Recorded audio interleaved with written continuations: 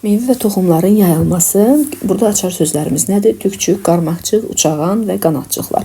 Gəlin görək bu sözləri biz niyə öyrənəcəyik? Qovaq bitkisinin toxumları tükçüklərə, at pıtrağının meyvələri qarmaqçıqlara, ağcaqayının meyvələri isə qanadçıqlara sahibdir. Deməli, qovaqda nə oldu? Qovaqda tükçük, gördüyümüz kimi tüklər sanki at pıtrağının meyvələri dediyimiz kimi qarmaqçıqlara, sanki üzərində belə qarmaqlar var və ağcaqanın meyvələri də qanadçıqlara, üzərində olanlara sanki qanadlara oxşur. Sizcə bu tükçüklər, qarmaqçıqlar, qanadçıqlar nəyə xidmət edir? Bu uyğunlaşmaların bitkinin həyatında nə kimi rolu var? Təbii ki, dərsimizin izahında bu suallarımıza cavab tapacağıq. Meyvə və toxumlar bitkilərin çoxalmasını, yayılmasını təmin edir. Bunu keçən dərsimizdə də demişdik və bir sıra bitkilərin yetişmiş meyvə və toxumları aid olduğu bitkidən daha uzaq məsafələrə yayılmağa uyğunlaşmışdır. Bu onlara yeni ərazilərdə məskunlaşmağa imkan verir. Meyvə və toxumlar təbiətdə küləklə, su vasitəsilə, heyvanlarla və öz-özünə yayılır. Deməli, nə vasitəsilə oldu? Külək, su və heyvanlarla, bir də öz-özünə. Gəlin küləklə yayılmaya baxaq. Küləklə yayılmanı təmin etmək üçün bəzi bitkilərdə müxtəlif uyğunlaşmalar mövcuddur. Bu uyğunlaşmalara meyvə və toxumların üzərindəki qanadçıqları, tükçükləri və uçağanları misal göstərmək olar. Məsələn, söyüd və qovaq toxumlarının tükçükləri, zəncirotunun isə uçağanları var. Bunu bir cədvəl şəklində dəftərinizə mütləq yazırsınız. Deməli, söyüd, qovaqda necə oldu? Tükçük, zəncirotunda isə uçağanlar oldu. Bunların sayəsində toxum küləklə uzaq məsafələrə aparıla bilir. Cökə göyrüşdə qanadçıqlı meyvələr, havada sürətlə fırlanan qanadçıqlar sayəsində meyvələr uzun müddət yerə düşməyərək ağacdan uzaq məsafələrə aparılır. Gəlin şəkillərinə baxaq. Qanadçıqlar gördüyümüz kimi harda oldu? Cökədə, göyrüşdə qanadçıqlarla oldu. Söyüddə tükçüklər, zəncirotunda isə uçağanlar vasitəsilə olmuş oldu. Gələk toxumların yayılması. Ləvazimat nədir bizdə? Şam qozaları. Şingedişi şam qozasının pulcuqlarını ehtiyatla aralayın. Pulcuqların arasından toxumları çıxarın. Toxumu ilə çıxarın ki, qanadçığı zədələnməsin və qopmasın. Toxumu yuxarıya ataraq onun hərəkətini müşahidə edin. Təbii ki, bu şam qozasıdır və şam qozasının içərisində onun toxumları yetişir. Və toxumların qanadçığı olur və baxın, burada gördüyümüz bunun toxumudur. Bu da qanadçıqdır.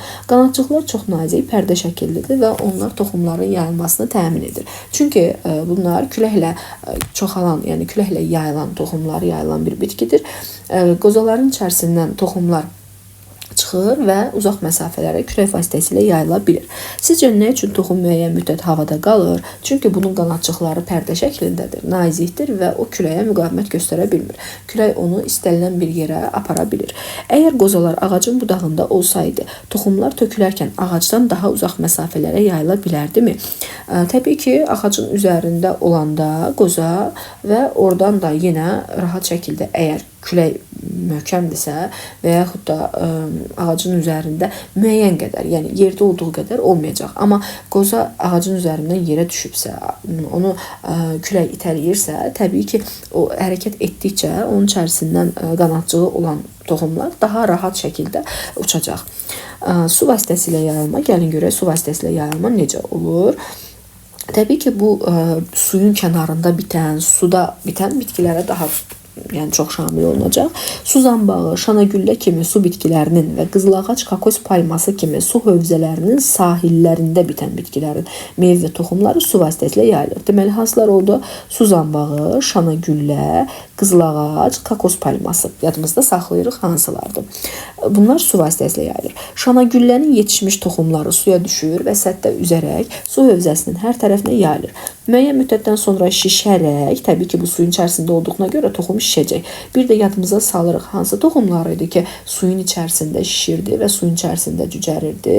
Deməli, hansılar idi? Çəltik bitkisi idi. Demişdik ki, suyun içərisində də cücərə bilirdi. Toxumlar suyun dibinə çökür, yazda cücərərək yeni bitkiyə başlanğıc verir. Yəni, hansılar oldu? Su zambağı, şanagüllə, qızılağac, kakos palması. Qızılağac və kakos palması suyun içərisində bitməsə də, amma suyun kənarında bitir.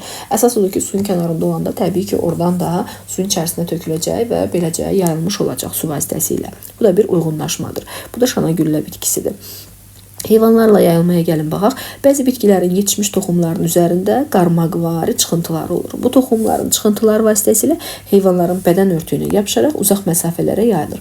Bu bitkilərə at pıtrağı, pişik dili misal ola bilər. Həyət evlərində yaşayan uşaqlar bilər. Məsələn, biz həyətdə otların arasında, kolların arasında bəzən elə olur ki, paltarlarımıza yapışır və müəyyən bir yerdən başqa bir yerə apara bilirik. Onu çıxarırıq, görürük ki, şalvara və yaxud da coraba yapışıbsa, biz onu çıxarıb rahat şəkildə ata bilirik kənara. Deməli, biz də toxumların yayılmasında iştirak edə bilərik.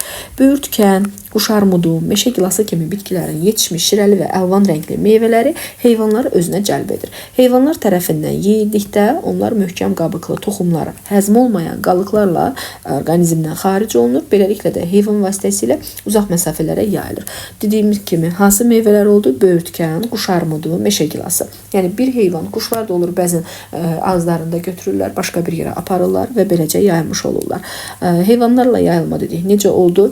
Bəzən toxumların üzərində qarmaqvari çıxıntılar vasitəsilə yapışır at pıtrağı, pişik dili və bir də meyvələr, böyürtkən, quş armudu, meşə gilası kimi bir çox bitkilər, əslində tut ola bilər, nə bilim, çiyələk ola bilər. Bir çox meyvələri heyvanlar, yəni ağızlarında və yaxud da nəcisləri vasitəsilə bir yerdən başqa bir yerə apara bilirlər.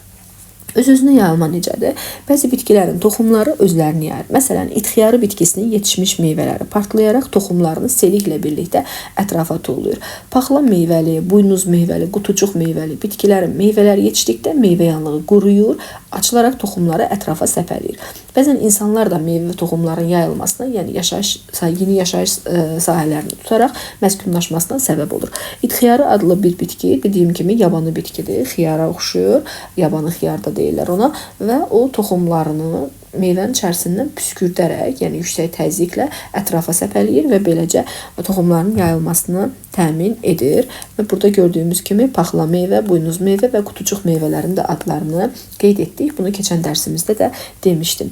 Sincablar qışa ehtiyat üçün palıd, fındıq kimi bitkilərin meyvələrini toplayır. Onlar bu meyvələrin bir qismini torpağa bastıraraq gizlədir. Hesablamalara görə sincablar torpağın altında gizlətdikləri meyvə və toxumların təxminən 10%-in yerini unudur. Unudulmuş bu toxumlar təbiətin qazancı olur. Təbii ki, sanki sincablar həmin toxumları bastırırlar torpağa və onu əkmiş olurlar. Öyrəndilərinizi tətbiq edin, şəkildə verilmiş müxtəlif meyvə toxumları nəzərdən keçirin və bu meyvə toxumların yayılma üsuluna görə necə qruplaşdırmaq olar? Təbii ki, gördüklərinizi bayaqdan izah etdiklərimin üzərində qruplaşdıra bilərsiniz.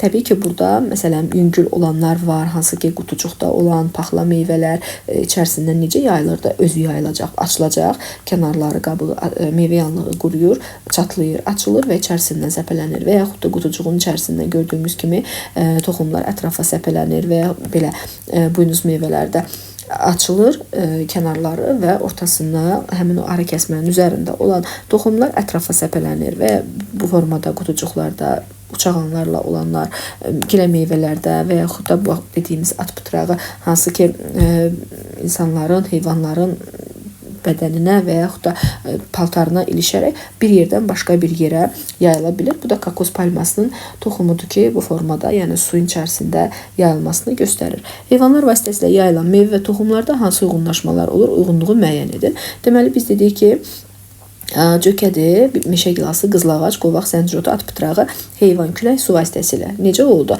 Gəlin buradan başlayaq. At pıtrağı heyvanlar vasitəsilə, zəncirotu küləklə, uçağanlarla, qovaq küləklə, qızılağac su vasitəsilə, meşə gilası heyvanlarla, cökə də dedik ki, külək vasitəsilə yayılmış olacaq, qanadçıqlı meyvələr vasitəsilə.